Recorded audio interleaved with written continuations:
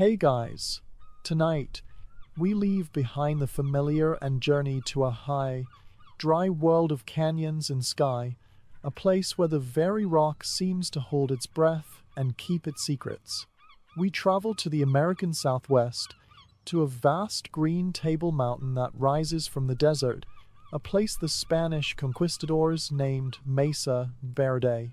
Our journey is into the silent, cliff-hung cities of the ancestral Puebloans, to understand how a people not only survived in this demanding landscape, but thrived, building a civilization of stunning artistry and profound connection to the land, only to vanish into the very geography they had mastered.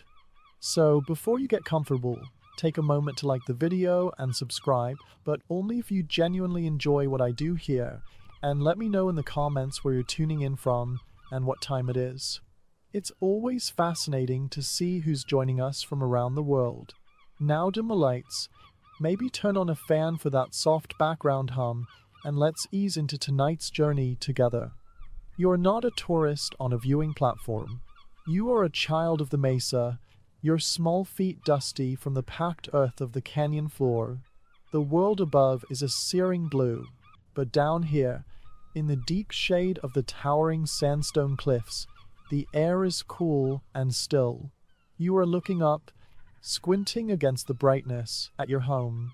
It seems to grow directly from the rock itself, a symphony of tan stone against tan stone.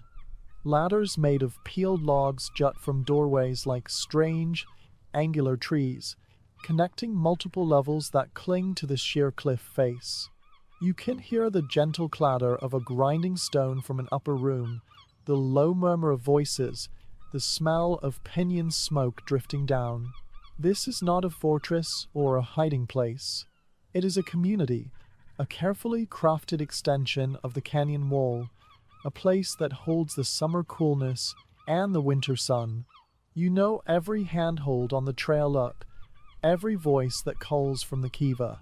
This is the center of your world, a world built in perfect harmony with the stone and the sky. The geography of the Colorado Plateau is the fundamental character in this story, a stage set over millions of years. Mesa Verde itself, which translates to green table, is a massive cuesta, an asymmetric ridge with a long, gentle slope on one side and a steep, dramatic cliff face on the other. It is not a solitary mountain, but the highest in a series of steps descending southward from the San Juan Mountains, a vast upland dissected by countless canyons that deepen and widen over millennia by the patient work of snowmelt and summer rain. The geology is a layered cake of sandstone, shale, and coal seams, deposited by ancient seas and winds. The most important layer is the cliff house sandstone, a thick, resilient stratum that forms the dramatic caprock of the mesa and the overhanging alcoves that would become the foundations of a civilization. These alcoves are the key to the mystery. They were formed by water seeping through the porous sandstone caprock until it hit a denser layer of shale beneath. The water would then travel laterally, eroding the softer shale and undercutting the harder sandstone above, creating massive, sheltered caves, natural amphitheaters protected from rain, snow, and the harsh desert sun. The climate of this region is one of extremes. Summers are hot and dry, with precious, violent thunderstorms that provide brief, torrential rain. Winters are cold and snowy, with the high elevation of the mesa, over 7,000 feet, ensuring a deep blanket of white. Water is the limiting factor, the currency of life. The ancestral Puebloans, formerly known as the Anasazi, first settled on the top of the mesa around 550 AD. For over 6 centuries, they lived as pit house and later Pueblo-dwelling farmers on the mesa tops. They developed sophisticated dry farming techniques, cultivating maize, beans, and squash in the deep, well-drained soils. They learned the rhythms of the seasons, the paths of the rain clouds, and the locations of every seep and spring. Their world was the flat, forested top of the mesa. But then, in a remarkably short period around 1190 AD, something profound changed. They began to move, not away but down. They left their mesa-top pueblos and began the immense task of building the iconic cliff dwellings for which Mesa Verde is famous. This was not a random retreat. It was a deliberate, community-wide migration into the very heart of the sandstone cliffs themselves.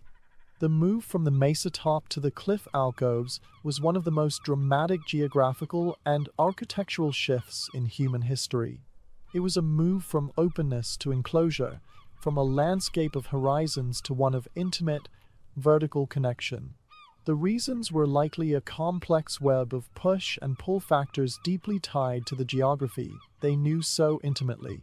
The push may have come from a period of extended drought and environmental stress that began in the late 12th century, as revealed by triggering data from ancient timbers. Life on the exposed mesa top would have become increasingly precarious, with crops failing and water sources drying up. The pull was the incredible advantage of the alcoves themselves. These natural caves offered passive climate control. They captured the low winter sun, warming the dwellings, while the deep overhangs provided shade from the high summer sun, creating a natural air conditioning effect. They were sheltered from the biting winds and heavy snows that swept across the mesa top. Furthermore, the alcoves were defensible. While not primarily fortresses, their inaccessibility, often requiring a climb up sheer rock faces or narrow, easily defended trails, would have provided security in a time of increasing social upheaval and potential conflict over scarce resources. But the move was not into a finished home, it was into a raw geological space. The alcove itself was just the beginning. The building that followed was a breathtaking feat of engineering and communal effort. Using sandstone blocks quarried from the cliff face itself, shaped with harder stones, and set in a mud mortar, they constructed multi-story pueblos that fit the contours of the cave with astonishing precision. They built kivas, circular subterranean ceremonial rooms, into the alcove floor, connecting their spiritual life directly to the earth. They constructed intricate systems of hand and toe holds up the cliff faces and complex water diversion channels and reservoirs to capture every precious drop of rainwater that dripped from the alcove roof. They didn't conquer the geography, they partnered with it. They used the materials the land provided and designed their lives to fit the sanctuary the stone had given them. The cliff dwellings were not a sign of a dying culture, but the brilliant, adaptive flowering of a civilization responding to the changing rhythms of its land. Life within the cliff dwellings was a masterclass in microgeography, a precise and intimate dance with the confines of the alcove. The architecture was not imposed upon the space, but grew organically from it, every room, wall, and ladder designed in response to the natural contours of the cave. The largest of these, Cliff Palace, is a sprawling complex of over 150 rooms and 23 kivas, housing an estimated 100 to 120 people. It feels less like a building and more like a single organism fused to the rock. The buildings rose 2, 3, even 4 stories high, with the back walls often being the natural sandstone of the alcove itself.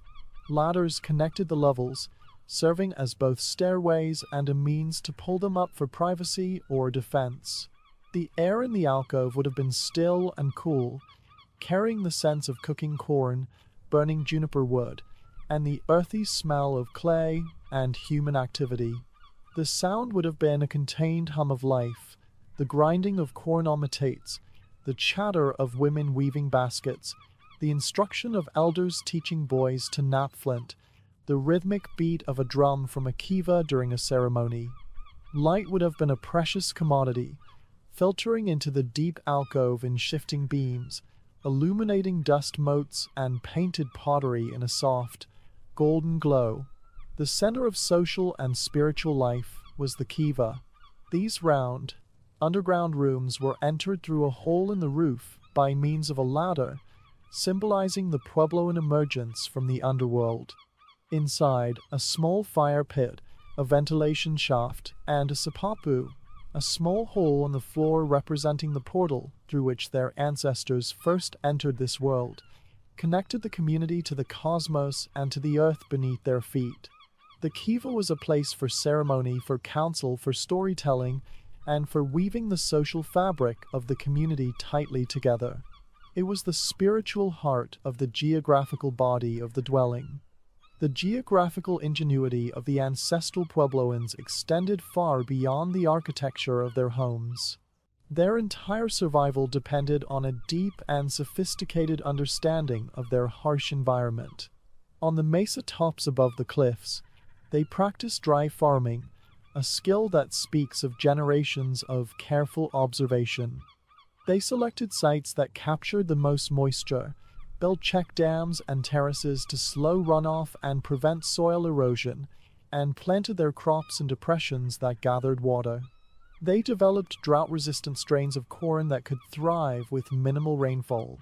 They understood the hydrology of their land intimately. They built elaborate systems to manage water, which was more valuable than gold. In the cliffs, they constructed masonry dams and reservoirs to capture every drop of water that seeped through the sandstone roof of their alcoves or ran off the mesa top during summer thunderstorms. They carved channels to direct this water to central collection points. Their knowledge of the local flora and fauna was encyclopedic. They gathered pinyon nuts, berries, and roots and hunted deer, rabbit, and bighorn sheep. Every plant had a use, whether for food, medicine, dye, or building material. This was not a hand-to-mouth existence, but a settled, agricultural life made possible by an accumulated wisdom passed down through countless generations. They were not primitive people struggling against nature.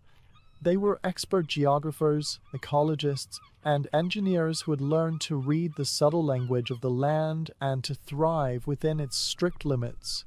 The cliff dwellings were the most visible manifestation of this deep knowledge, but the entire landscape of Mesa Verde is inscribed with their understanding, from the faint traces of their fields on the mesa top to the intricate paths they wore into the sandstone over centuries.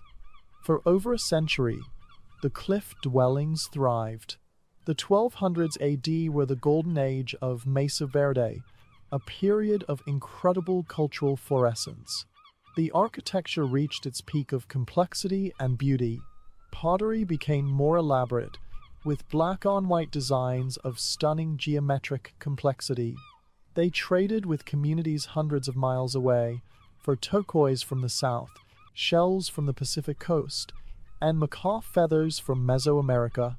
Social and religious life grew more complex, likely centered around the kivas and the cycles of the agricultural year. The population in the region may have reached several thousand people. Yet, even at its height, the society was living on a geographical knife's edge. The very factors that made the cliff dwellings so successful also made them vulnerable. The population was concentrated in a few dense pockets, putting immense pressure on local resources like firewood, game, and arable land. Their sophisticated water management systems were reliant on a predictable climate pattern. The alcoves, while defensible, were also traps. If the trails were blocked, there was no escape. And then the drought returned. Triering records show a devastating, prolonged drought from 1276 to 1299 AD, a period known as the Great Drought. This was not just a few dry years. It was a generation-long climatic shift that pushed an already stressed system beyond its breaking point. Crops failed on the mesa tops. The seeps and springs that fed their intricate water systems slowed to a trickle and then dried up completely. The delicate balance they had maintained for so long was shattered. The geography that had been their protector and provider was now turning against them. The decision to leave was not sudden, but it was final. It was the end of a long process of adaptation that could no longer adapt. Over the course of a generation, they began to leave their beautiful stone cities. They packed their belongings, their seeds, their cultural knowledge, and they walked away from Mesa Verde. They migrated south and east, joining their relatives and forming new communities along the Rio Grande, and in what is now Arizona, communities that would eventually become the modern Pueblo people such as the Hopi and the Zuni. They left behind everything they could not carry: pots, tools, sandals, even food stores. They simply walked away, leaving their homes silent and full of their possessions, as if expecting to return one day. But they never did. The departure of the ancestral Puebloans from Mesa Verde was not an abandonment, but a migration, a strategic decision to preserve their culture in the face of insurmountable geographical challenges. They did not vanish. They moved, taking their knowledge, their stories, and their identity with them. The cliff dwellings were left in a state of suspended animation. For centuries, they sat in perfect silence, known only to the elements and to the occasional Ute and Navajo hunter who passed through the region, and who knew of the ancient ones who had lived there. The dry desert air and the protective alcoves preserved the sites with remarkable fidelity. The timbers did not rot. The walls did not crumble. They were waiting. The modern discovery of the cliff dwellings is a story of two cowboys. In December 1888, Richard Wetherill and Charlie Mason, two ranchers from Mancos, were chasing stray cattle across the top of Mesa Verde through a blinding snowstorm. When the weather cleared, they found themselves on the edge of a vast canyon. Looking across, they saw what they first thought was a magnificent city of stone, frozen in time within a giant cave in the opposite cliff. It was Cliff Palace.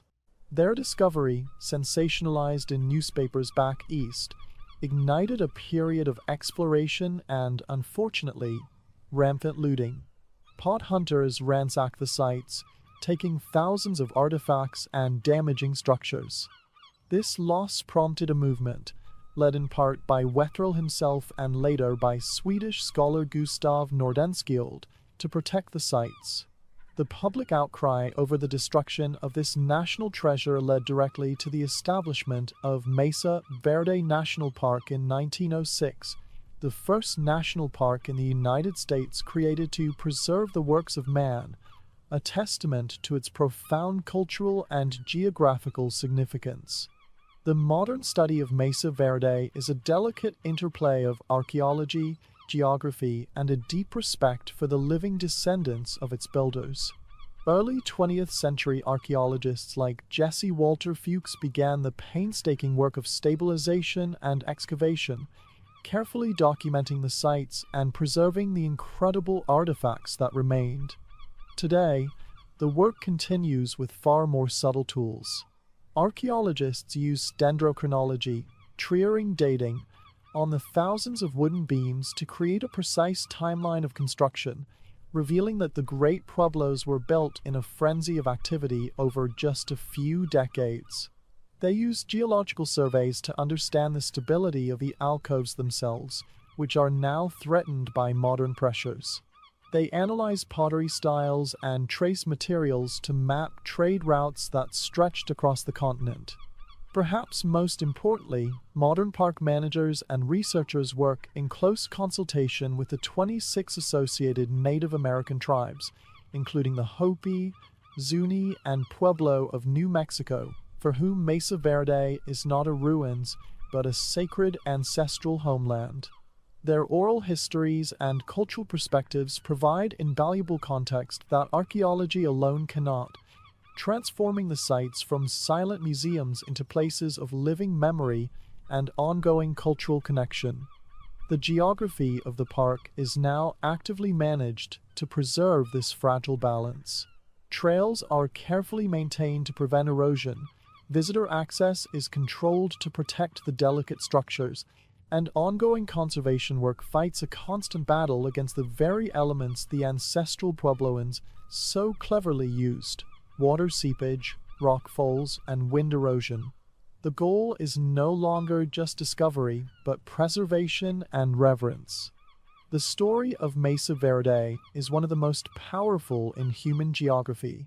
It is a story of brilliant adaptation, of a people who looked at a landscape of cliffs and canyons and saw not obstacles, but opportunity. They did not fight their environment. They learned its rules and built their world within them. The cliff dwellings are a stunning achievement of environmental engineering, a perfect marriage of human need and geological form. But it is also a story of fragility. It demonstrates with stark clarity how even the most advanced and adapted societies are vulnerable to shifts in the climate and the delicate resources upon which they depend. The Great Drought was a geographical event that reshaped human history in the Southwest. Mesa Verde stands as an eternal lesson in sustainability, a reminder that our civilizations are deeply intertwined with the health and stability of our environment. It is a monument to human resilience, not because its people stayed, but because they had the wisdom to leave when the land could no longer support them, ensuring their culture would endure elsewhere. The whispering walls of the cliff dwellings do not speak of failure. They speak of a deep and abiding connection to a place, a connection so strong that leaving was the ultimate act of respect for its limits. Now, as you prepare to rest, let your mind wander through those silent, sun-drenched canyons. Picture the intricate stone walls glowing in the late afternoon light, the cool darkness of the kivas, the sound of a dry wind whispering through empty doorways. Imagine the generations of families who lived, loved, and dreamed here, their lives perfectly attuned to the rhythm of the seasons and the shape of the stone. Feel the profound peace of a place that has been loved and left, a testament to the enduring human spirit and its deep bond with the earth. Let the stillness of the cliff settle over you, easing the day's thoughts away.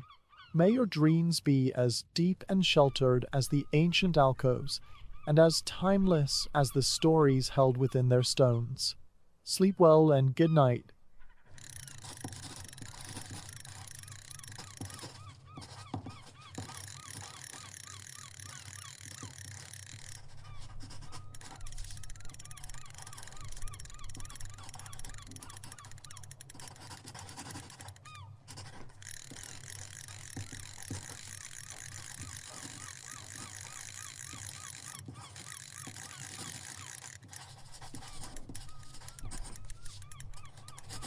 Hey guys, tonight, we embark on a journey of discovery that rewrote our world's map, a detective story written not in clues but in gravity anomalies and sonar pulses.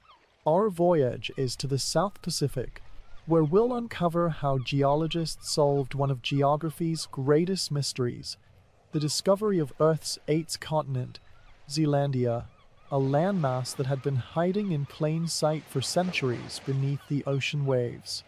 This is the story of how we learned to see what had always been there, a testament to human curiosity and the evolving science of understanding our planet.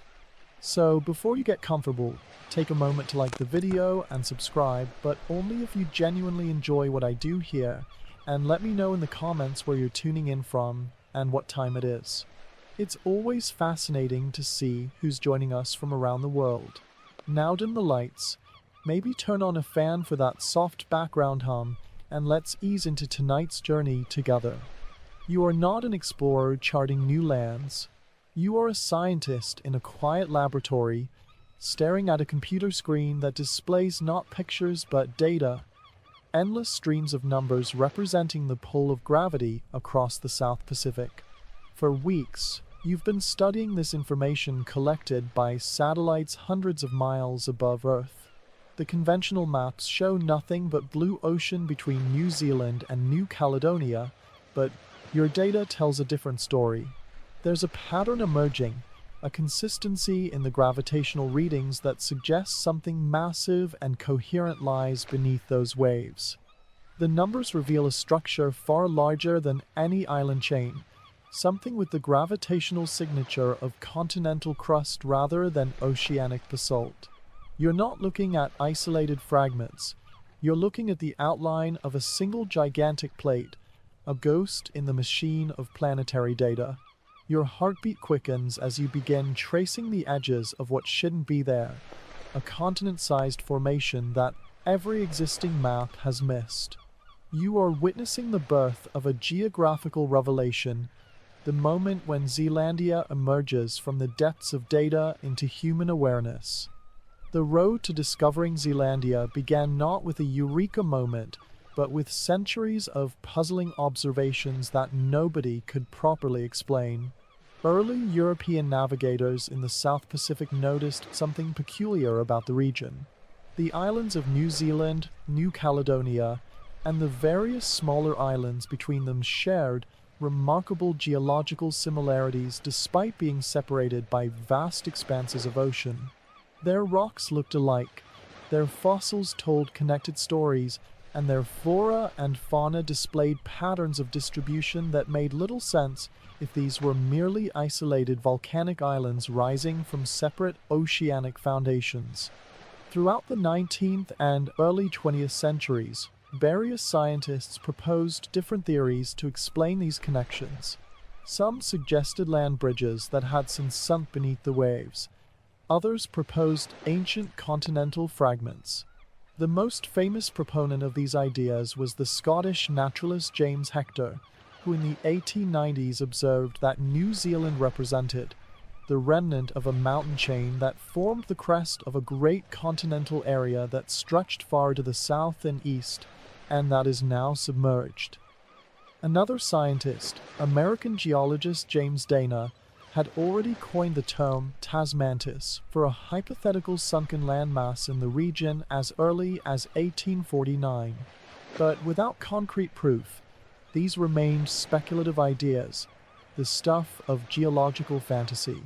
The established scientific paradigm held continents as permanent, elevated features that didn't simply sink beneath the waves. The conventional wisdom stated that what lay between New Zealand and Australia was simply ocean floor, deep, basaltic, and unremarkable. The clues were there, but the framework to understand them was missing. It would take a revolution in earth sciences and new technologies to finally piece together the puzzle that had been staring geologists in the face for over a century. The crucial turning point in the discovery of Zealandia came with the development of plate tectonic theory in the 1960s, which provided the conceptual framework to understand how continents could break apart and move. This new understanding of Earth's dynamics allowed scientists to re-examine the South Pacific with fresh eyes. In the 1970s and 1980s, oceanographic research vessels began systematically mapping the seafloor using newly developed sonar technology. These surveys revealed something astonishing. The ocean floor between New Zealand and New Caledonia wasn't the smooth, featureless plain everyone expected. Instead, it showed complex topography with submerged plateaus, ridges, and basins that looked remarkably like continental structures rather than oceanic ones. The real breakthrough, however, came with satellite altimetry in the 1990s.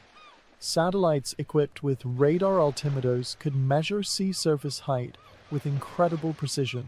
Since the ocean surface bulges slightly over massive underwater structures due to gravitational pull, these satellites could effectively see the seafloor topography indirectly. When scientists processed this data, a shocking image emerged. A coherent, continent-sized structure became visible in the gravity maps, clear as day. This wasn't just a collection of random features, it was a unified geological entity with defined boundaries. The evidence was now overwhelming, but it took until 1995 for geophysicist Bruce Leyendick to formally propose the concept of Zealandia as a continental fragment. Even then, the geological community, remained skeptical. The final push for acceptance came in the early 21st century with more advanced satellite gravity missions like GRACE and GOES, which provided even higher resolution data. Combined with seafloor drilling samples that confirmed continental rather than oceanic rocks, the case became undeniable. In 2017, after decades of accumulating evidence, the Geological Society of America published a paper formally declaring Zealandia Earth's eighth continent. The discovery wasn't made in a single moment, but through a gradual accumulation of evidence across multiple technologies and generations of scientists, a perfect example of how scientific understanding evolves through patience, technology, and willingness to challenge established paradigms. The formal identification of Zealandia as a continent required meeting specific geological criteria, and the process of proving each of these criteria reveals how modern Earth science operates. According to geological convention, for a landmass to be classified as a continent, it must meet several key characteristics: elevation above the surrounding ocean crust, distinctive geology, a well-defined area, and crust significantly thicker than standard oceanic crust. The journey to prove each of these for Zealandia involved multiple scientific disciplines working in concert. The elevation criterion was the easiest to demonstrate once satellite gravity data became available. The maps clearly showed Zealandia standing 1 to 2 kilometers higher than the surrounding oceanic crust, forming a massive, coherent plateau rather than scattered elevations. The geological distinction required physical evidence, which came from decades of seafloor dredging and drilling operations. Research vessels like New Zealand's RV Tangaroa spent years collecting rock samples from the seafloor across the region. These samples consistently showed continental rocks, granites, metamorphic schists, and sandstones, completely different from the basaltic rocks that make up oceanic crust.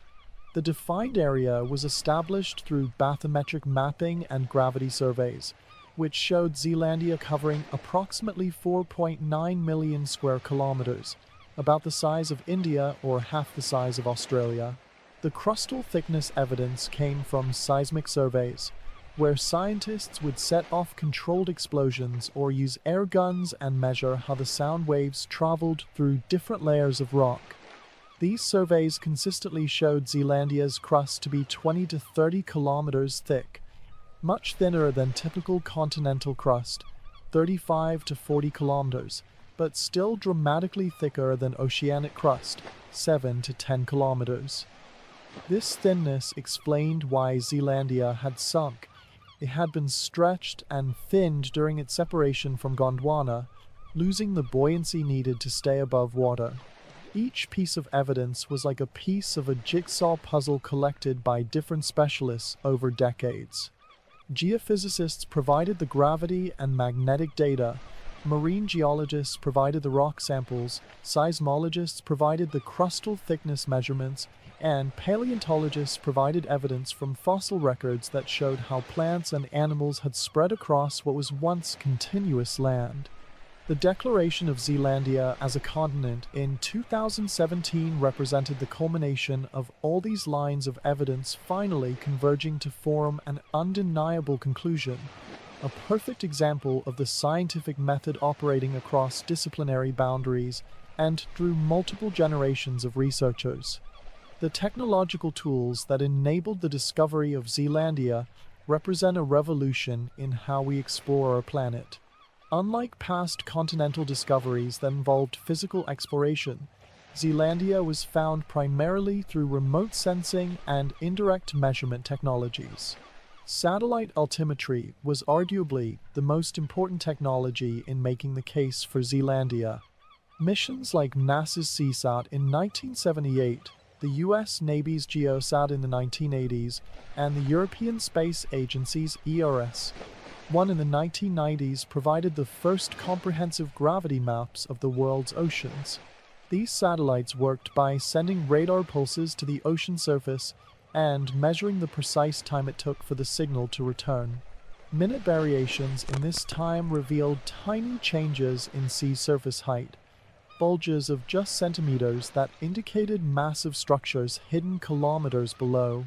The data from these missions initially served naval and oceanographic purposes, but would later become crucial for revealing Zealandia's outline. Multi-beam sonar systems mounted on research vessels provided the detailed bathymetric maps that showed the continent's topography in high resolution.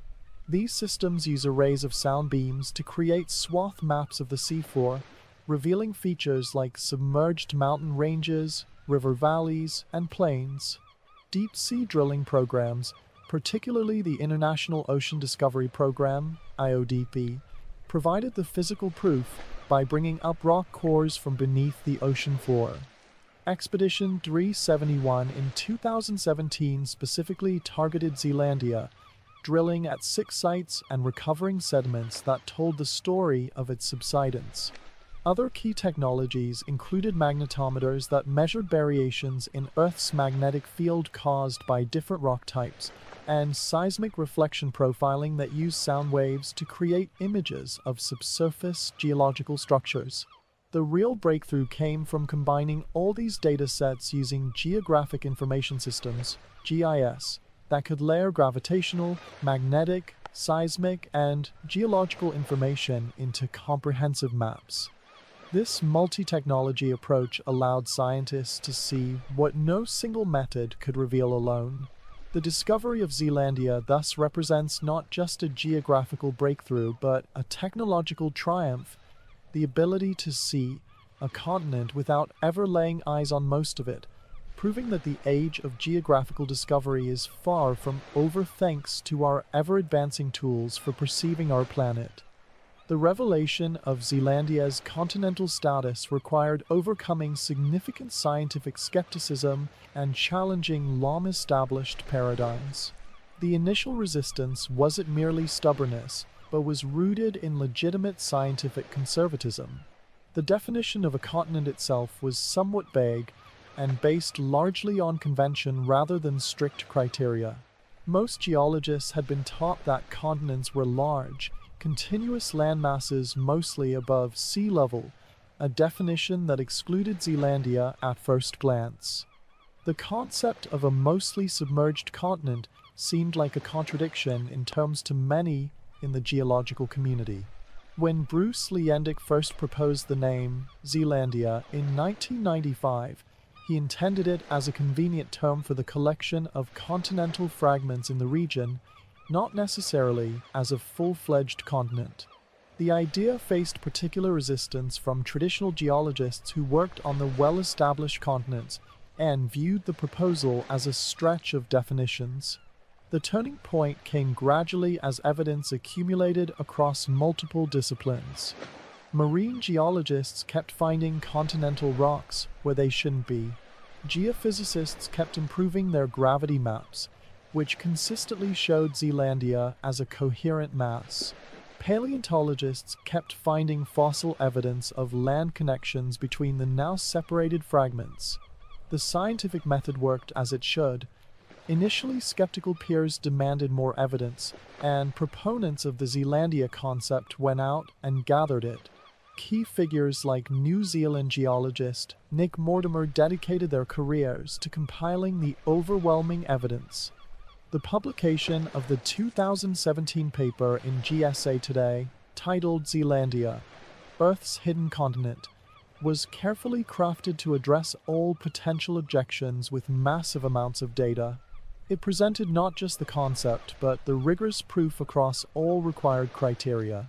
The paper's authors knew they needed to make an irrefutable case, and they did so by addressing each possible counterargument with solid evidence. The acceptance of Zealandia illustrates how scientific revolutions often work, not as sudden overturns, but as gradual accumulations of evidence that eventually make the existing paradigm untenable. It also shows the importance of having a community of scientists willing to challenge established views while still respecting the need for rigorous proof. The discovery process took decades because it required not just finding evidence, but convincing a skeptical scientific community that had to rethink fundamental concepts about what constitutes a continent. This healthy skepticism and demand for robust evidence is what makes scientific discoveries like Zealandia so compelling. They withstand rigorous scrutiny and emerge not as speculation but as established fact. The discovery of Zealandia has fundamentally transformed our understanding of continental geology and the very definition of what makes a continent. Before Zealandia, the conventional view held that continents were generally stable, mostly emergent landmasses with thick crust that remained above sea level through their inherent buoyancy. Zealandia challenged this notion by demonstrating that continental crust can be stretched and thinned to the point where it loses much of its buoyancy and sinks beneath the waves, yet still retains its continental identity.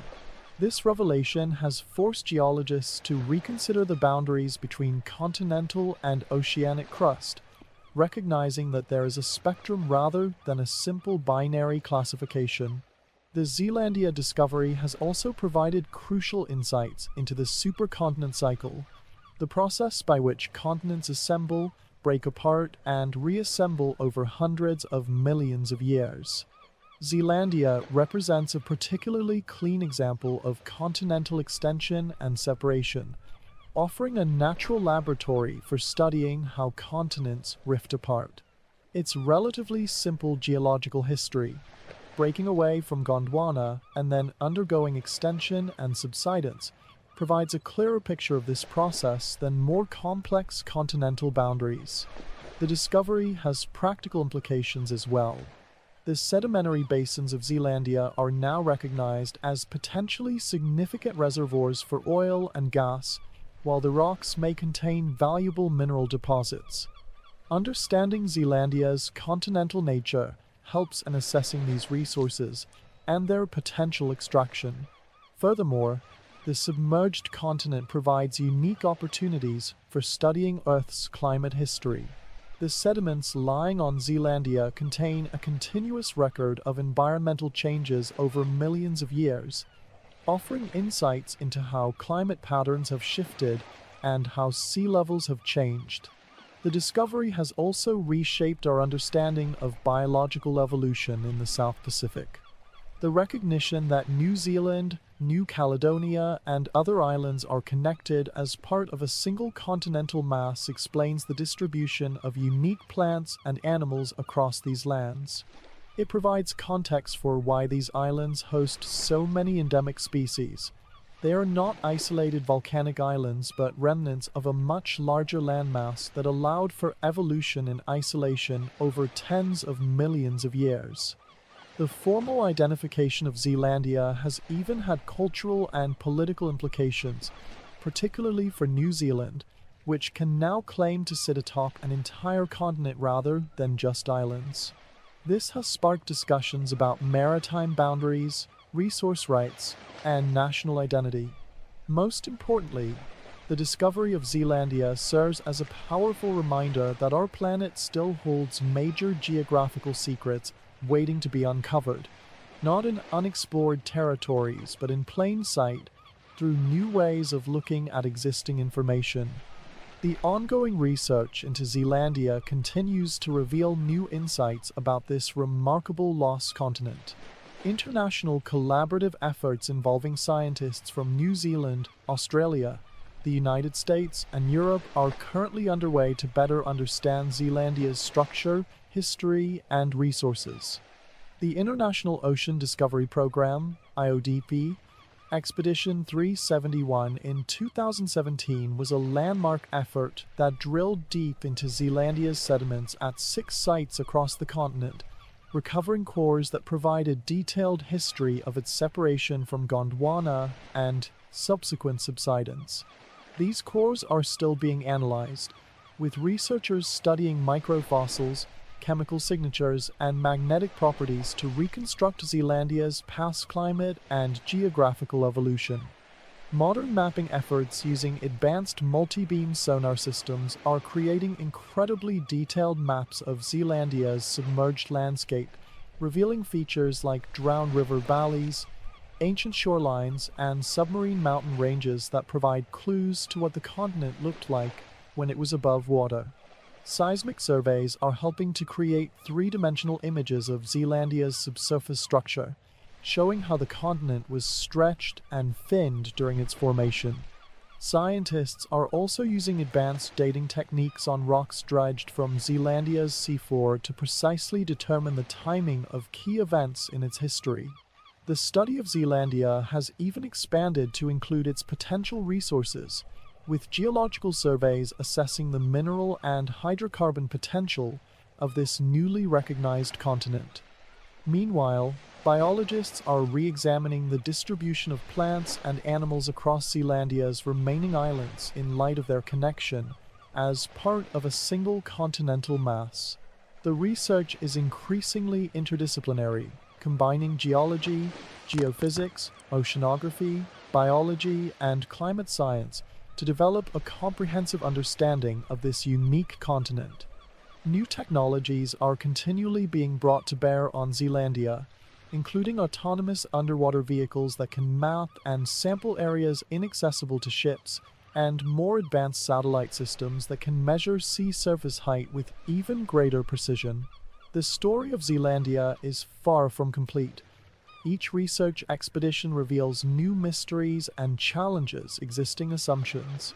This ongoing investigation exemplifies how scientific understanding evolves through continued exploration and technological advancement, reminding us that even in the 21st century, there are still major geographical discoveries to be made and mysteries to be solved right here on Earth. The discovery of Zealandia stands as one of the most significant geographical revelations of the 21st century, a story that fundamentally changed our understanding of Earth's geography. This lost continent's emergence into scientific recognition represents more than just the addition of another landmass to maps. It symbolizes the evolving nature of scientific knowledge and our endless capacity to see our world with fresh eyes. The journey to recognize Zealandia, from early navigators' observations to satellite measurements, spans centuries and illustrates how scientific progress often moves incrementally, with each generation building on the work of previous ones. The discovery challenges us to remain open to rethinking established categories and definitions, reminding us that our current understanding is always provisional and subject to revision with new evidence. Zealandia's story is particularly poetic because it represents a continent that was never truly lost, just waiting beneath the waves for us to develop the tools and concepts to recognize it. Its existence blurs the boundary between ocean and continent, forcing us to adopt more nuanced understandings of these fundamental geographical categories. For New Zealanders, the discovery provides a deeper geological context for their national identity, connecting their islands to a grand continental history. For scientists, Zealandia offers a natural laboratory for studying continental rifting and subsidence processes that are difficult to observe elsewhere. For all of us, Zealandia serves as a powerful reminder that our planet still holds wonders and mysteries, that the age of discovery is far from over, and that sometimes the most profound revelations come not from finding something new, but from recognizing the significance of what has been there all along. The continent's very existence whispers of the dynamic, ever-changing nature of our planet, where landmasses emerge, drift, and sometimes retreat beneath the seas over geological timescales far beyond human reckoning. Now, as you prepare to rest, let your mind drift over that sunken world. Picture the great, silent landscapes 2 kilometers down, where the only light is the eerie glow of deep-sea creatures. Imagine the scientific journey of discovery, the researchers on rolling ships, the satellites tracing invisible gravitational fields, the slow accumulation of evidence that gradually revealed a hidden continent. Feel the patient, persisting curiosity that drives humanity to understand its world, the quiet satisfaction of solving a mystery that nature kept secret for millions of years. There is a profound peace in this story of discovery, a sense that our world is still full of wonders waiting to be understood. Let the weight of the deep ocean quiet your thoughts. Let the vast, hidden presence of Zealandia remind you that there are always new layers of reality to uncover, new perspectives to gain. May your dreams be as deep and peaceful as the drowned plains of that lost continent, and as serene as the dark water that guards its secrets. Sleep well, and good night.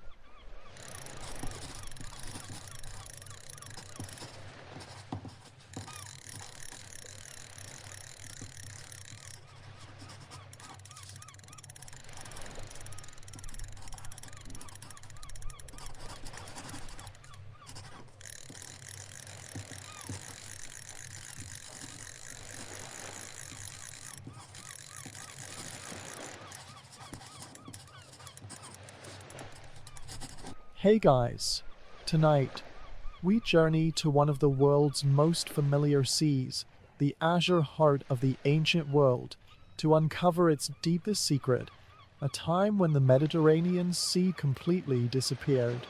We'll explore how this bustling basin of water became a vast desert of salt, how great waterfalls at Gibraltar marked both its death and rebirth, and how this apocalyptic event shaped the world we know today. This is a story of planetary drama on an unimaginable scale, written in the salt beneath the seafloor. So before you get comfortable, take a moment to like the video and subscribe, but only if you genuinely enjoy what I do here, and let me know in the comments where you're tuning in from and what time it is. It's always fascinating to see who's joining us from around the world. Now dim the lights, maybe turn on a fan for that soft background hum, and let's ease into tonight's journey together. You stand on what should be the seafloor, but there is no water. Only a blinding white expanse of salt stretches to the horizon under a merciless sun. The air is thick and heavy, difficult to breathe. Before you lies a canyon deeper than any on Earth today, carved by a river flowing through this barren landscape. In the distance, what were once islands now stand as towering mountains rising from a salt plain 2 miles below their peaks. The only sound is the crunch of salt crystals beneath your feet and the occasional thunderous crack as the earth contracts in the heat. You are walking through the heart of the Mediterranean basin during the Messinian salinity crisis, an event that turned one of the world's great seas into the deepest, hottest desert on the planet. The ghosts of whales have been replaced by the whispers of wind over salt, and the memory of water seems like an impossible dream. The Mediterranean Sea, as we know it, is a geological anomaly, a nearly enclosed sea that maintains its level through a delicate balance between evaporation and incoming water from the Atlantic Ocean. This balance depends entirely on the Strait of Gibraltar, the narrow gateway that connects the Mediterranean to the world's oceans. For most of its history, this narrow passage has kept the sea stable. But around 6 million years ago, during the late Miocene epoch, the tectonic plates of Africa and Europe were in a slow-motion collision that would change everything. As these massive continental plates pushed against each other, they created mountain ranges and caused land bridges to form and break apart. The critical event occurred when tectonic uplift and a global drop in sea level combined to close the Strait of Gibraltar. The exact mechanism involved the rising of the Betic and Rif mountain corridors in southern Spain and northern Morocco, essentially pinching shut the Mediterranean's only lifeline to the Atlantic. With this connection severed, the Mediterranean became a giant bathtub with no tap. The sea began to evaporate under the relentless Mediterranean sun, losing far more water to evaporation than it gained from the few rivers that flowed into it. The water level dropped at an astonishing rate, perhaps as much as 10 meters every 1,000 years. As the sea retreated, it revealed vast areas of continental shelf that had been underwater for millions of years. Islands became connected to mainland Europe and Africa by land bridges, allowing animals to migrate between continents that had been separated for eons.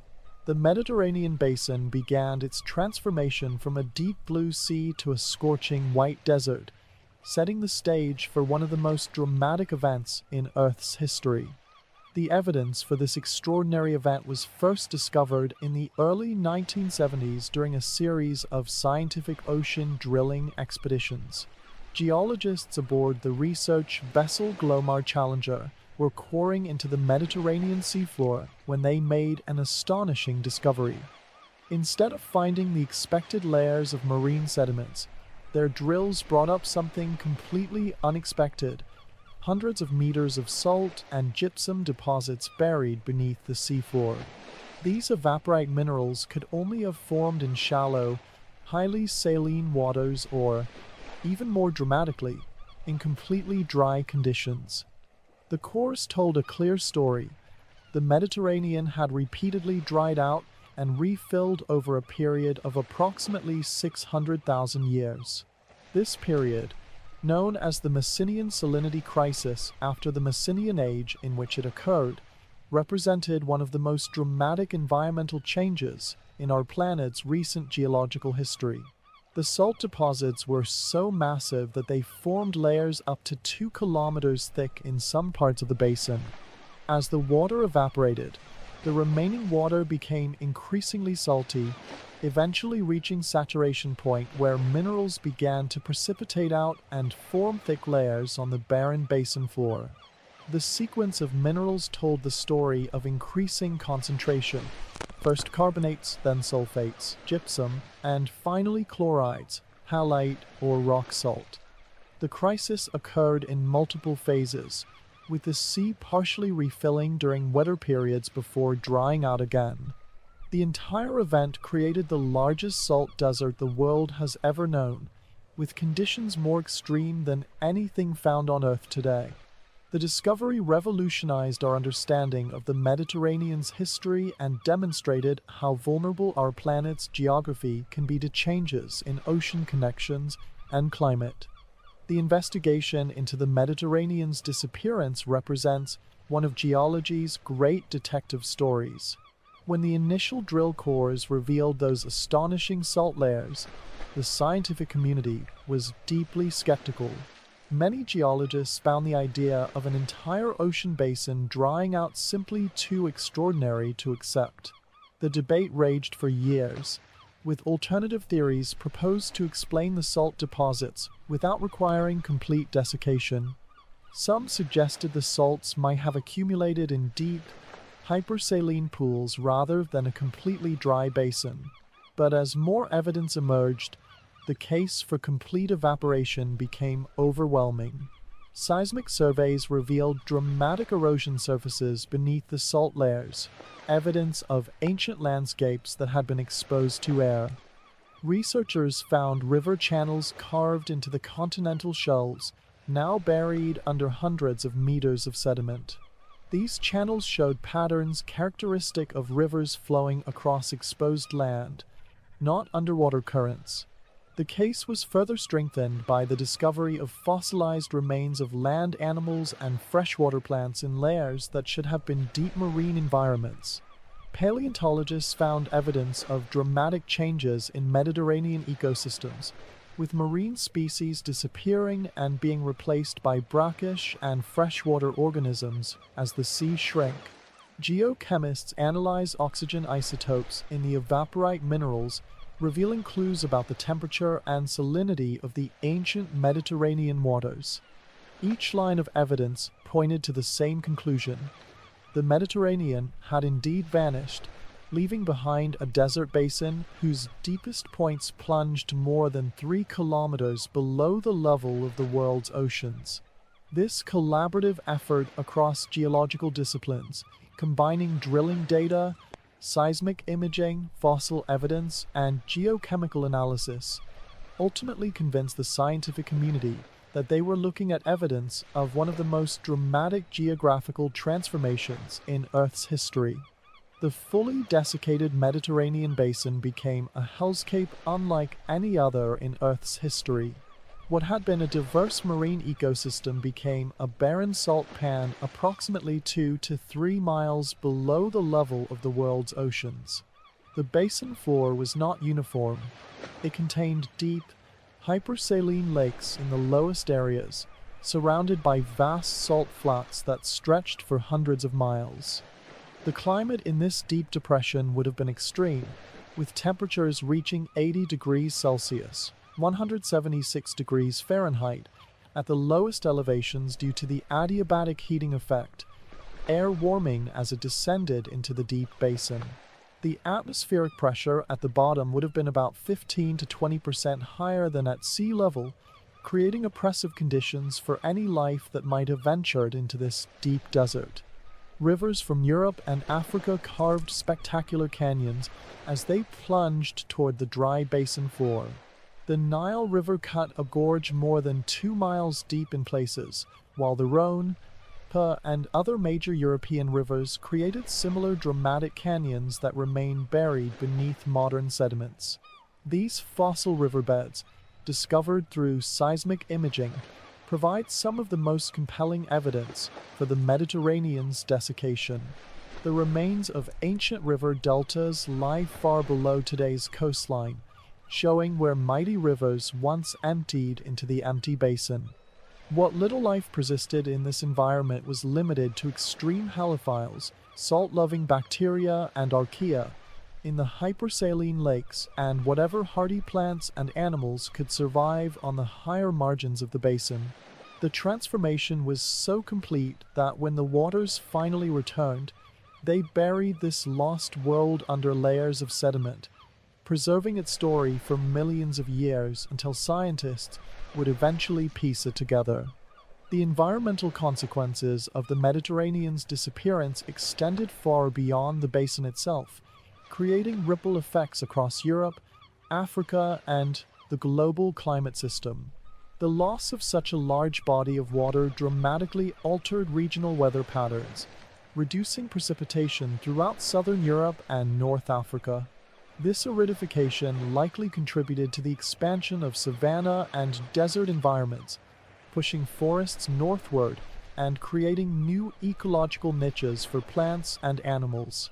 The exposed seafloor created land bridges that connected previously isolated landmasses, allowing for unprecedented migration of species between Europe and Africa. Fossil evidence shows that animals including elephants, hippopotamuses, antelope, and various predators crossed between continents during this period, dramatically altering ecosystems on both sides of the Mediterranean. The concentration of salts in the shrinking sea created chemical changes that affected the atmosphere, potentially releasing chlorine and other elements that would have influenced air quality and climate. The changed albedo effect, with white salt flats replacing dark blue water, would have reflected more sunlight back into space, possibly contributing to global cooling during this period. The event even affected global ocean circulation patterns, as the Mediterranean's normal function as an evaporation basin for Atlantic waters was temporarily suspended. This disruption may have influenced currents as far away as the North Atlantic, potentially affecting climate patterns across Europe. The transformation was so comprehensive that it serves as a powerful example of how changes in one part of the Earth system can create cascading effects throughout the global environment. The Messinian salinity crisis stands as a dramatic demonstration of the interconnectedness of our planet's systems, where geological processes can drive climatic and biological changes on a continental scale. The end of the Messinian salinity crisis came suddenly in one of the most catastrophic geological events of the last million years. As tectonic forces continued to shift, the land bridge at Gibraltar began to weaken. The Atlantic Ocean, which had been held back for hundreds of thousands of years, finally found a weak point. What began as a trickle soon became a roar as seawater began pouring through the breach. The difference in elevation between the Atlantic Ocean and the dry Mediterranean basin was staggering. The Atlantic surface stood approximately 1,500 to 2,500 meters above the floor of the Mediterranean. This height difference created the largest waterfall in Earth's history, with water cascading through the Strait of Gibraltar at unimaginable volumes. Calculations suggest the initial flow may have been up to 1,000 times greater than the present-day Amazon River, with water rushing through the breach at speeds exceeding 100 miles per hour. The roar of this colossal waterfall would have been audible for hundreds of miles as trillions of gallons of seawater poured into the empty basin. The refilling was remarkably rapid by geological standards. Most estimates suggest the Mediterranean basin filled within a period of several months to 2 years. This means the sea level rose by as much as 10 meters per day during the peak of the flooding. The energy released by this event was staggering, equivalent to multiple asteroid impacts, and would have created massive weather systems and dramatically affected global climate patterns. The rapid filling also trapped enormous volumes of seawater, temporarily lowering global sea levels by approximately 10 meters. As the basin filled, the incoming water carved a massive canyon through the Strait of Gibraltar that remains visible in seismic surveys today.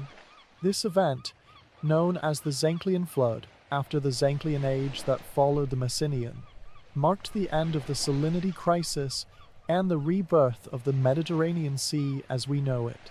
The rapid refilling drowned the salt deserts, buried the river canyons under sediments, and re-established the Mediterranean as a functioning marine ecosystem, though the recovery of biodiversity would take much longer. The Zealandian flood represents one of the most dramatic singular events in our planet's recent geological history. The mechanics of this catastrophic refilling have been studied through sophisticated computer modeling that recreates the physics of the floodwaters. These models suggest that the initial breach at Gibraltar likely began as a small trickle that rapidly eroded the barrier, growing exponentially as water flow increased. The force of the water would have been tremendous, carrying massive boulders and carving deep channels through the bedrock. The sound alone would have been deafening, a continuous roar louder than any thunder heard across hundreds of miles. The mist generated by the colossal waterfall would have created permanent clouds and localized weather systems, potentially bringing unusual rainfall patterns to surrounding regions. The influx of water would have created enormous whirlpools and currents within the filling basin, redistributing sediments and reshaping the underwater landscape. The rapid rise of sea level would have drowned landscapes at an astonishing pace, coastlines retreating by kilometers in a single day, islands disappearing beneath the waves almost overnight. The mixing of Atlantic waters with the highly saline remnants in the basin would have created complex chemical and temperature gradients affecting marine life. The event was so catastrophic that it likely caused local extinctions of any species that had adapted to the hypersaline lakes or desert conditions of the empty basin. Yet this destruction also created opportunity. The reef-filled Mediterranean provided a blank slate for recolonization by marine species from the Atlantic, leading to rapid evolution and speciation in the centuries following the flood. The Zealandian flood stands as a reminder of how quickly our planet can transform, how geological processes can operate at human timescales, and how the geography we take for granted is the product of catastrophic events that have shaped our world. The Messinian salinity crisis left an indelible mark on the Mediterranean region that continues to influence everything from geography to biodiversity to human history. The massive evaporite deposits formed during the crisis still underlie the Mediterranean seafloor, affecting everything from water circulation patterns to earthquake activity. These salt layers continue to shape the region's geology through salt tectonics, The movement of salt deposits that create oil traps, influence earthquake patterns, and form unique underwater landscapes.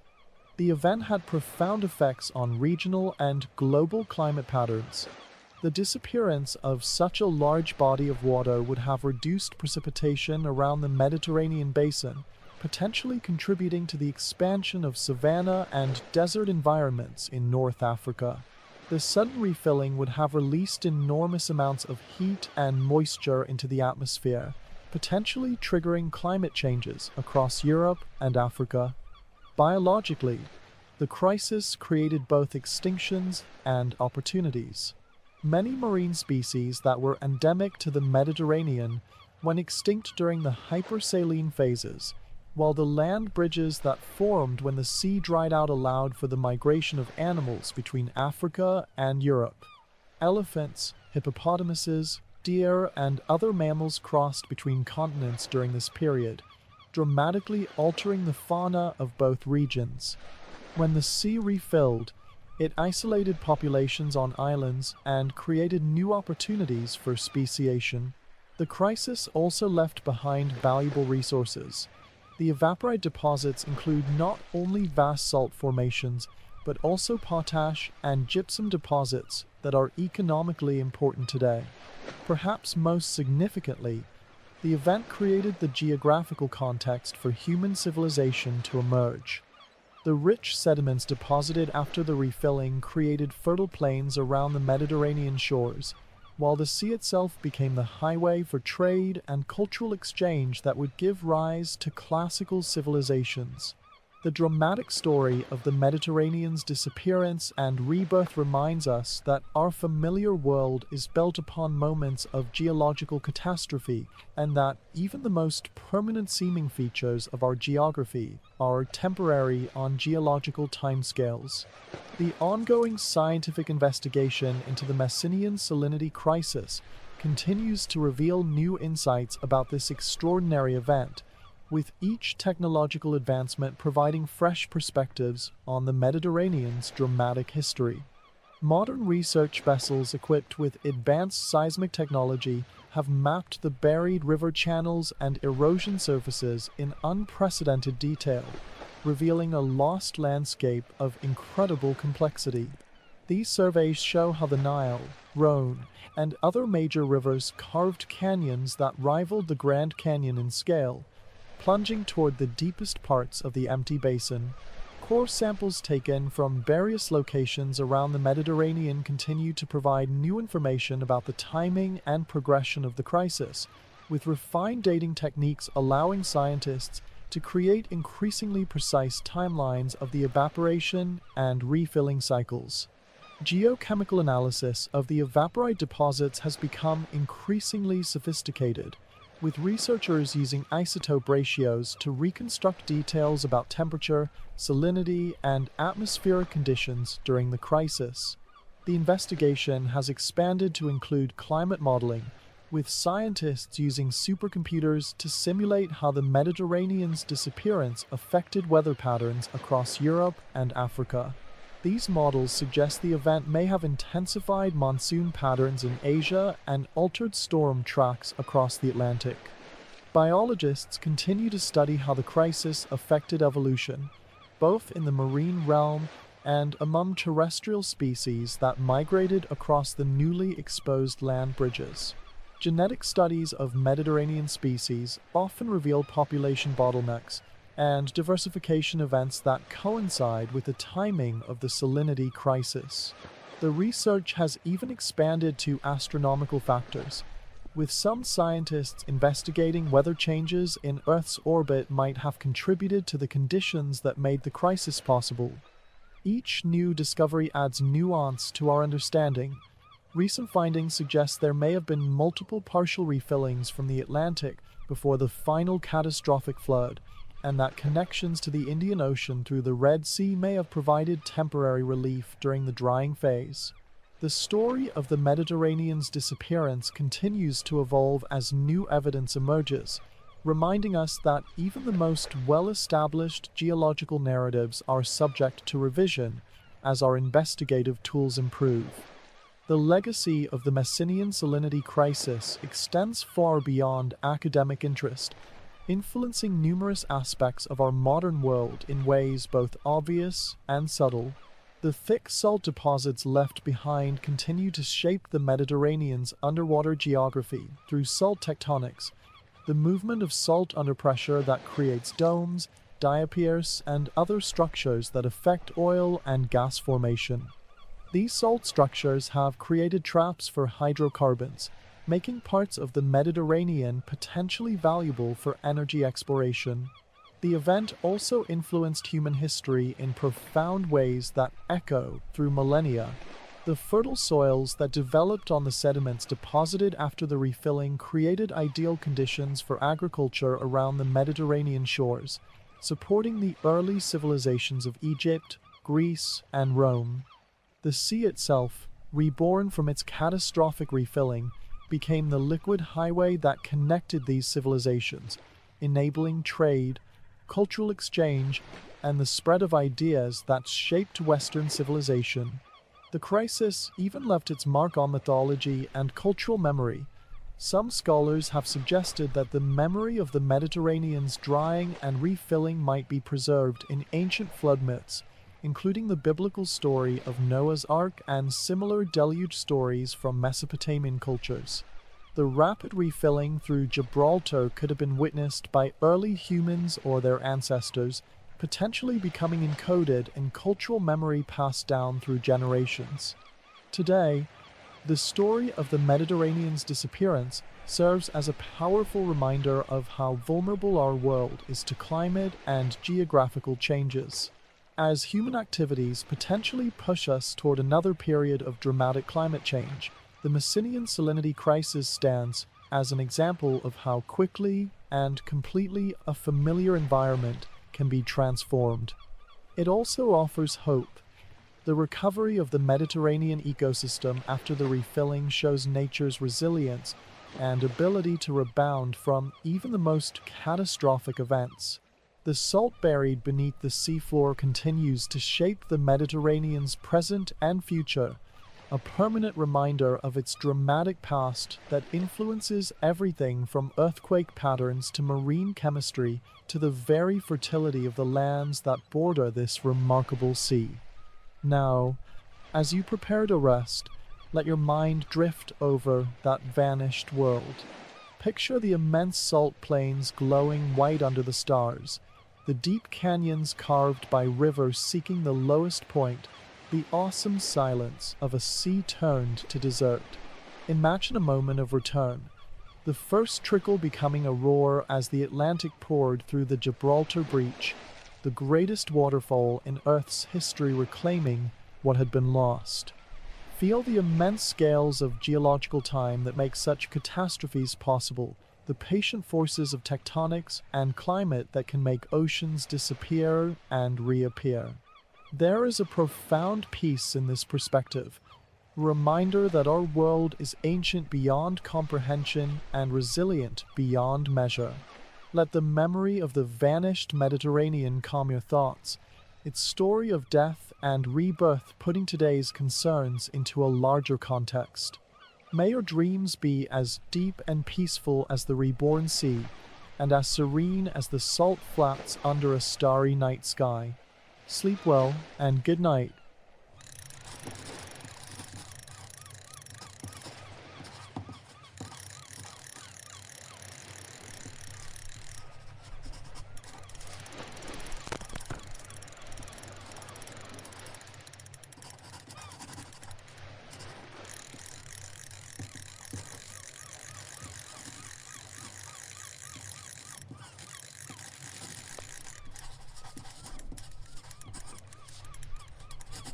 Hey guys, tonight we journey to the roof of the world, where the planet's greatest mountains scrape the sky and hold within their rocks the secret story of continents in collision. We'll explore how the mighty Himalayas emerged from an ancient ocean, how these peaks became the architects of global climate, and how their creation changed the course of life on Earth. This is a story written in stone, a dramatic narrative of tectonic forces that continues to shape our world today. So before you get comfortable, take a moment to like the video and subscribe, but only if you genuinely enjoy what I do here, and let me know in the comments where you're tuning in from and what time it is. It's always fascinating to see who's joining us from around the world. Now dim the lights, maybe turn on a fan for that soft background hum, and let's ease into tonight's journey together. You stand on a beach unlike any other, with waves gently lapping at your feet, yet you're standing 2 miles above, where sea level will one day be. The air smells of salt and tropical blossoms, and the water stretches to the horizon in every direction. This is the Tethys Ocean, 50 million years before the Himalayas will begin their ascent. You can feel the immense geological patience in the warm, shallow waters that cover what will become the highest places on Earth. The limestones forming beneath your feet will one day become the summit of Mount Everest, preserving fossilized sea creatures at the top of the world. The continental plates beneath you are moving at the speed that fingernails grow, yet their inevitable collision will create the most dramatic mountain range on our planet. You are witnessing the calm before the continental storm, the peaceful prelude to the greatest geological drama in Earth's recent history. The story of the Himalayas begins with the breakup of the supercontinent Gondwana around 180 million years ago, when what we now know as the Indian subcontinent began its long journey northward across the Tethys Ocean. For over 100 million years, India drifted across the ancient sea, moving at about 15 centimeters per year, remarkably fast in geological terms. This journey was powered by seafloor spreading at mid-ocean ridges, where new crust formed and pushed the continental plate northward. As India advanced, the Tethys Ocean ahead of it began to shrink, its oceanic crust sliding beneath the Eurasian plate in a process called subduction. The stage was set for a continental collision of unimaginable force.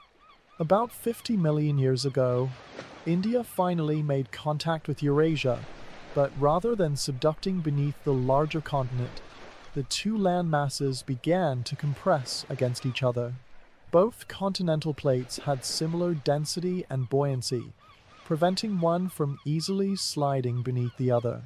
Instead, the crust began to crumple and thicken, like two cars colliding slowly but with immense force. The initial contact occurred in what is now western Tibet, and the collision zone gradually expanded eastward as the continents continued to converge. The energy of this collision had to go somewhere, and it expressed itself in the only way possible, by pushing rock upward toward the sky. The relatively flat sedimentary layers that had accumulated on the ocean floor for millions of years were now subjected to unimaginable pressure, folding, faulting, and stacking upon themselves. The birth of the Himalayas had begun, initiated by forces deep within the Earth that would eventually create the planet's most spectacular mountain range. The evidence for this incredible geological story is written in the rocks of the Himalayas themselves, waiting for curious minds to decipher its meaning. British surveyors in the 19th century first noticed something peculiar when they measured the height of various Himalayan peaks. They found marine fossils high in the mountains, far from any ocean. These discoveries sparked early theories about the mountain's origins, but the true understanding began with the development of plate tectonic theory in the 1960s. Geologists studying rock formations across the Himalayas found clear evidence of the collision through detailed mapping of rock types and their structures. They discovered that the mountains are arranged in distinct parallel bands, each telling part of a story. The southernmost Seawallic hills contain the youngest rocks, sediments eroded from the rising mountains and deposited in great fan-shaped formations. Further north, the lesser Himalayas contain highly metamorphosed rocks that have been deeply transformed by heat and pressure. The great Himalayas in the core of the range contain the highest peaks, and the most dramatically altered rocks, including spectacularly folded and faulted formations that testify to the immense forces at work. Perhaps the most convincing evidence came from paleomagnetic studies of Himalayan rocks, which preserved a record of Earth's magnetic field at the time they formed. These studies showed that rocks from the Indian plate had magnetic signatures indicating they formed much closer to the equator, confirming their long journey northward. Seismic studies using earthquake waves revealed the deep structure of the collision zone, showing how the Indian crust is being forced beneath to bed, creating a crustal thickness of up to 70 kilometers, double the normal continental thickness. GPS measurements now show that India continues to push into Asia at about 5 centimeters per year, causing the Himalayas to continue growing even as erosion wears them down.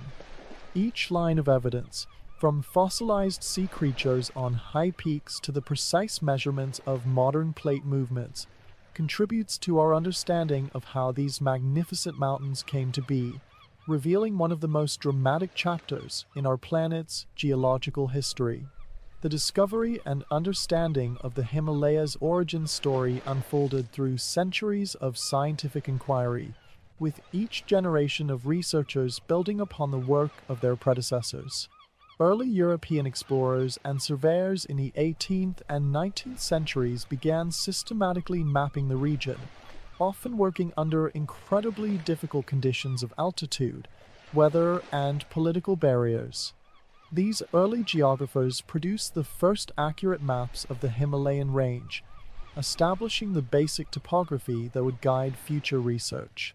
The realization that marine fossils occurred at high elevations presented a profound puzzle that challenged religious and scientific understandings of Earth's history. Some early theorists proposed catastrophic floods or changes in sea level to explain these findings, while others correctly suspected that the Earth's crust itself must have moved dramatically. The development of plate tectonic theory in the mid-20th century provided the framework that finally made sense of these observations, showing how large sections of Earth's crust could move great distances over geological time. Modern research continues to refine our understanding, with satellite technology allowing precise measurements of the ongoing convergence between India and Asia. Geologists now recognize that the Himalayan Tibetan system represents the largest and most active continent-continent collision on Earth, providing a unique natural laboratory for studying mountain-building processes. The story of how we came to understand the Himalayas' origins is itself a fascinating tale of scientific discovery, showing how patient observation, technological innovation, and theoretical breakthroughs can combine to reveal the deep history of our planet. The growth of the Himalayas represents an ongoing geological drama that continues to shape the mountains today through the delicate balance between tectonic uplift and erosional forces. The Indian plate continues its northward march at about 5 centimeters per year, pushing against the stable block of Asia with relentless force. This convergence doesn't simply push the mountains higher in a uniform way. It creates complex patterns of deformation across the entire region. The force of the collision is absorbed through a combination of crustal thickening, folding of rock layers, and movement along major fault systems that slice through the mountain range. Great thrust faults like the main central thrust and main boundary thrust accommodate much of the compression, with rocks from deeper levels being pushed up and over younger sediments. Earthquakes regularly shake the region as these faults release accumulated stress, reminders of the powerful forces still building these mountains. Meanwhile, erosion works constantly to wear the mountains down, with some of the most powerful erosional processes on Earth acting upon the Himalayas. The monsoon system that the mountains themselves help create brings tremendous rainfall that carves deep valleys and triggers massive landslides. Glaciers grind away at the highest peaks, while rivers like the Ganges, Brahmaputra, and Indus carry away immense volumes of sediment, over 1 billion tons annually, from the mountains to the sea. This sediment forms the vast delta systems of South Asia and eventually gets recycled into Earth's tectonic system. The balance between uplift and erosion creates a dynamic equilibrium that maintains the mountain's spectacular heights. In some places, erosion actually enhances topographic relief by removing material from valleys while peaks continue to rise. The result is the most dramatic mountain scenery on Earth, with vertical relief exceeding 5 kilometers in places, and the ongoing geological processes ensure that the Himalayas remain a work in progress, changing even as we observe them. The rise of the Himalayas triggered profound changes to regional and global climate systems, ultimately creating the monsoon system that now dominates South Asian weather patterns. Before the mountains reached significant height, the Indian subcontinent experienced very different climate conditions, with moisture arriving from both the southwest and southeast without the dramatic seasonal reversals we see today. As the mountains grew higher, they began to block cold, dry air from Central Asia from moving southward, while also creating a massive thermal engine that drives the monsoon circulation. During summer, the Tibetan Plateau absorbs tremendous solar energy and heats the air above it, causing that air to rise and draw in moist air from the Indian Ocean.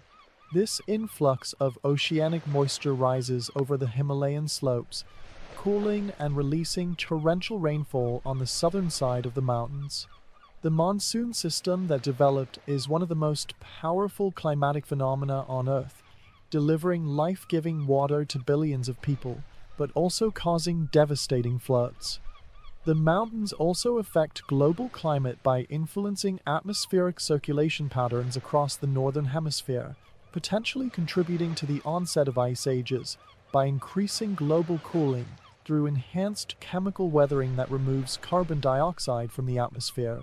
The erosion of the Himalayas releases minerals that eventually reach the ocean and support marine life, while the immense weight of the mountain range depresses the crust beneath it, creating the Tibetan Plateau, often called the third pole for its influence on northern hemisphere climate.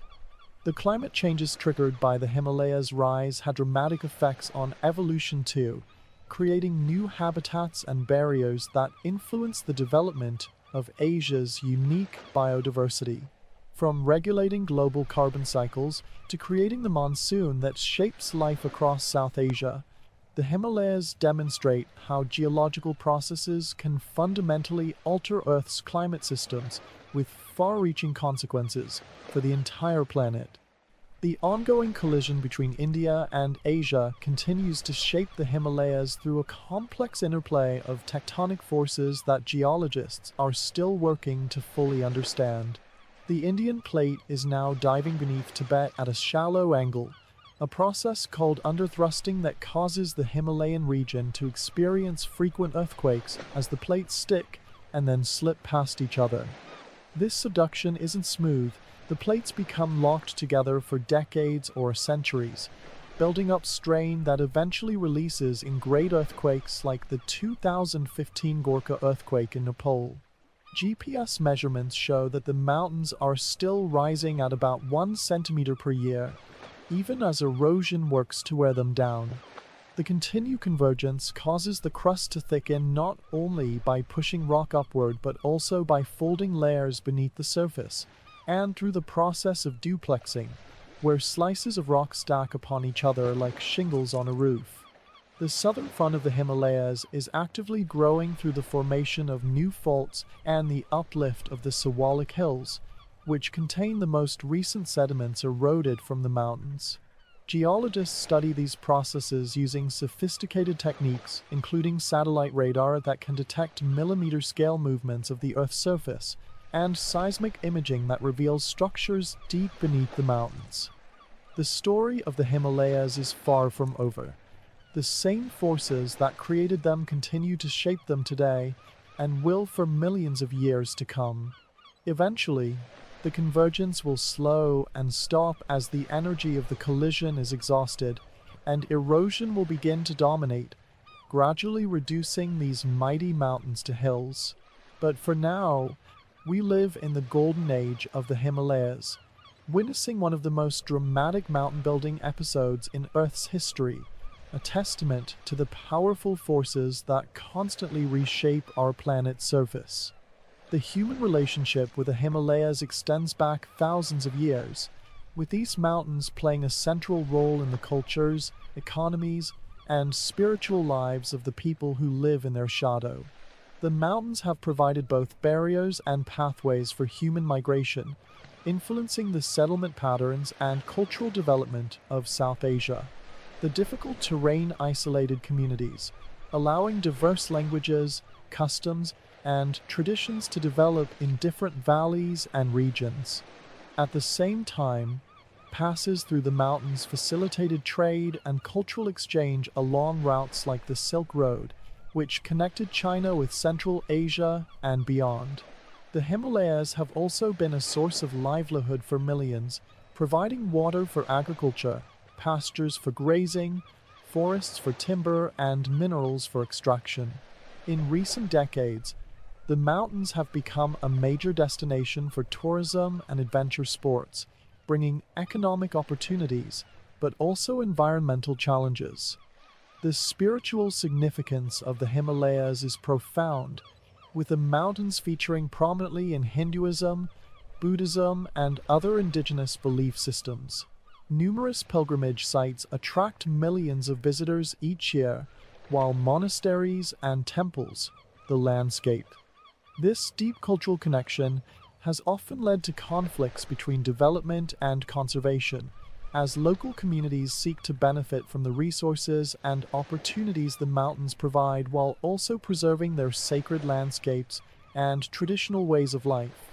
Understanding the human dimension of the Himalayas adds another layer to their story, reminding us that these are not just geological formations, but living landscapes that have shaped and been shaped by human communities for millennia.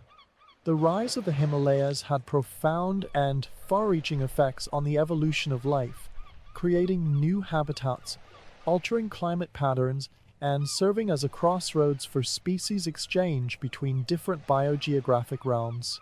As the mountains grew, they created a spectacular diversity of ecosystems ranging from tropical forests at their base to Arctic conditions on their highest peaks. This vertical zonation of habitats allowed species to adapt to new environmental conditions without traveling far geographically, leading to rapid evolution and speciation. The mountains became a biodiversity hotspot, with many species evolving in isolation on different slopes or in separated valleys. The isolation created by the complex topography allowed for the development of incredible endemic diversity, species found nowhere else on Earth, including snow leopards, red pandas, and hundreds of species of rhododendrons and orchids. The Himalayas also served as a biological corridor, allowing species exchange between the Palearctic realm to the north and the Oriental realm to the south. During ice ages, when glaciers advanced and temperatures dropped, species could move along elevation gradients rather than latitude, finding suitable habitats at different heights on the mountains. This vertical migration helped many species survive climate changes that caused extinctions elsewhere. The mountains also influenced human evolution and migration patterns, potentially creating barriers that shaped the movement and genetic isolation of early human populations in Asia. The rich biodiversity of the Himalayas continues to provide valuable genetic resources and ecosystem services today, while also offering scientists a living laboratory for studying evolution and adaptation in action. From influencing global climate patterns to driving the evolution of unique species, the impact of the Himalayas on life on Earth demonstrates how geological processes and biological evolution are deeply intertwined, each shaping the other in an endless dance of change and adaptation. The cultural and spiritual significance of the Himalayas is as immense as the mountains themselves, with these peaks featuring prominently in the religions, myths, and traditions of numerous cultures across Asia. For Hindus, The Himalayas are the abode of the gods, particularly Shiva, who is said to meditate on Mount Kailash. The Ganges River, considered the most sacred river in Hinduism, is believed to originate from the foot of Vishnu and flow through Shiva's hair before descending to earth, a mythological explanation for how the river emerges fully formed from the mountains at Gangotri. Buddhists also revere the Himalayas, with Mount Kailash considered sacred in Tibetan Buddhism as the center of the universe and the home of Demchok, a representation of supreme bliss. Many monasteries, the Himalayan landscape, including the famous Tiger's Nest Monastery in Bhutan perched precariously on a cliffside. For the Sherpa people of Nepal, the mountains are both home and sacred landscape, with Mount Everest known as Komolungma, Mother Goddess of the world. The Himalayas have also inspired countless artists, writers, and adventurers, capturing the human imagination with their sublime beauty and formidable challenges. The practice of pilgrimage to sacred sites in the mountains continues to draw millions of visitors each year, while the tradition of mountaineering has made peaks like Everest symbols of human aspiration and endurance. The cultural importance of the Himalayas reminds us that mountains are more than geological formations. They are deeply woven into human culture and spirituality, inspiring awe and reverence across generations and cultures. This cultural significance adds another layer to our understanding of these mountains, connecting their geological story to the human stories that have unfolded in their shadow. The scientific study of the Himalayas continues to yield new insights, not only about mountain formation but about fundamental Earth processes that affect our planet as a whole.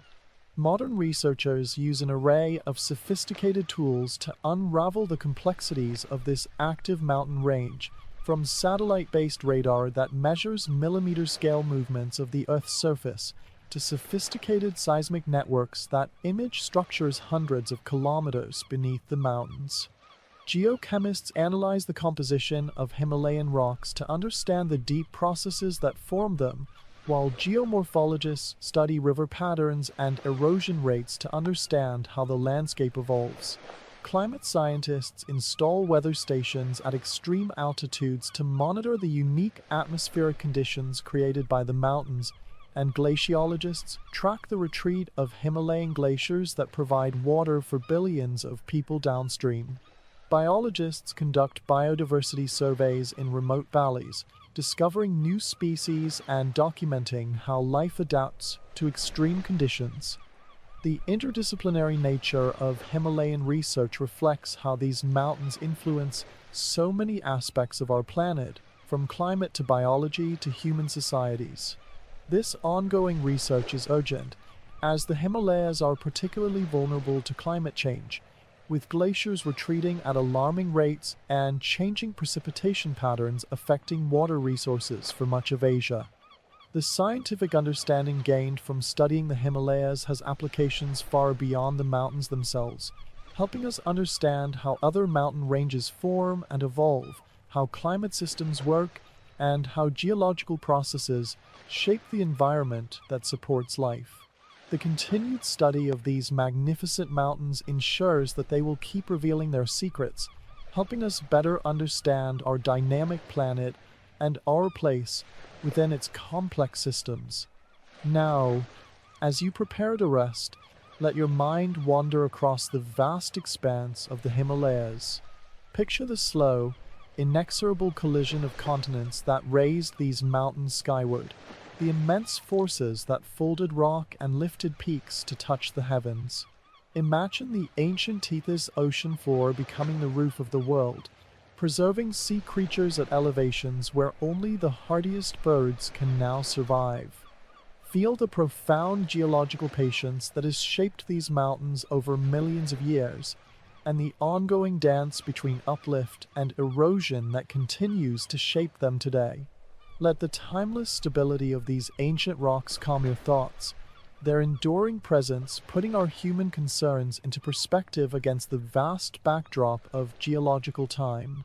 May your dreams be as lofty as the highest peaks and as peaceful as a Himalayan dawn, where the world's greatest mountains stand as silent witnesses to the powerful forces that shape our planet. Sleep well and good night.